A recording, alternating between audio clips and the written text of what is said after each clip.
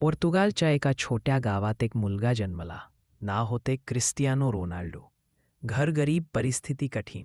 पण त्याचे स्वप्न होते जगातला सर्वात मोठा फुटबॉल खेळाडू बनायचे.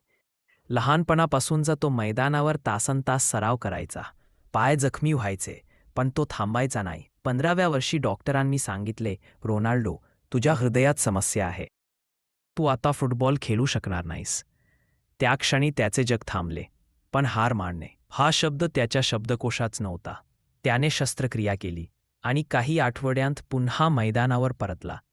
त्या दिवसापासून तो आणखी वेड्यासारखा मेहनत करू लागला. इतर झोपलेले असताना तो सराव करायचा. इतर पार्टी करत असताना तो गोल मारायचा.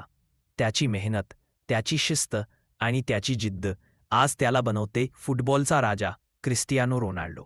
त्याचं जीवन आपल्याला शिकवते, तुमचे स्वप्न मोठे असो वा छोटे, पण मेहनत त्याहून मोठी असली पाहिजे.